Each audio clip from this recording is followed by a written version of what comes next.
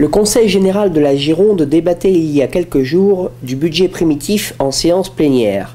Débat a été un bien grand mot pour cet événement de la vie politique du département au vu des absents. C'est un contexte de non-événement. Le budget est en général un moment de débat démocratique dans lequel chacun exprime sa vision de l'aide au territoire girondin. C'est la tradition depuis très longtemps. Chacun, dans son contexte d'activité, fait adopter son rapport avec les aides que va apporter le Conseil général, tant sur le plan social qu'économique, que culturel, que sportif, etc.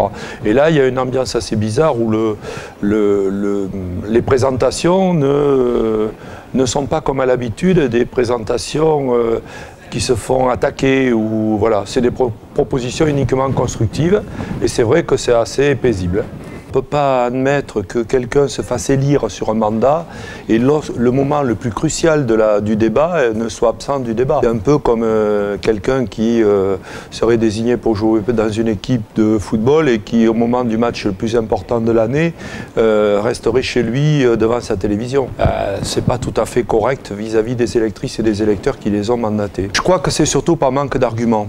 L'argument qui consiste à dire que le budget n'est pas tout à fait l'équivalent de ce qu'ils souhaitaient, notamment en recettes, n'est pas un argument valable. C'est simplement le fait que pour pouvoir débattre en démocratie, il faut avoir des arguments solides et que je pense que les arguments étaient absents cette année compte tenu du fait que la Gironde n'est pas un département en grave difficulté financière. La majorité tirait d'ailleurs à boulet rouge sur cette absence de la droite, dénonçant une radicalisation de son comportement. Je dois dire c'est la première fois, ça fait quand même de longues années que j'ai l'honneur de présider cette assemblée.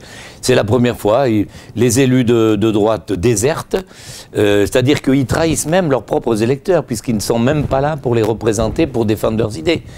Et cette politique de la chasse vide ne mène à rien.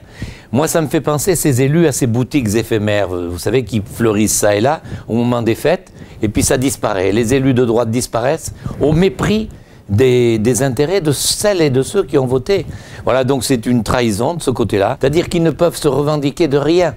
Alors que demain, dans 8 jours, je sais que dans leur propre canton, quand ils seront venus dans leur propre canton, ils vont dire que c'est grâce à ceci, grâce à moi, etc.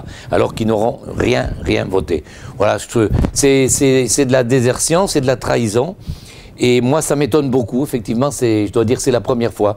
Mais je sais que mes collègues du Conseil général me disent que finalement dans les réunions maintenant de SCOT, d'Interscot, il y en a moins 2 ou 3, c'est leur nouvelle politique, ils s'en vont. C'est-à-dire ils ne veulent pas se confronter à l'adversité. Tout cela, finalement, cette droite-là, en Gironde, est en train de se front nationaliser. Ils sont en train de se radicaliser. Ils sont en train de faire une course à l'échalote avec le Front National, ni plus ni moins.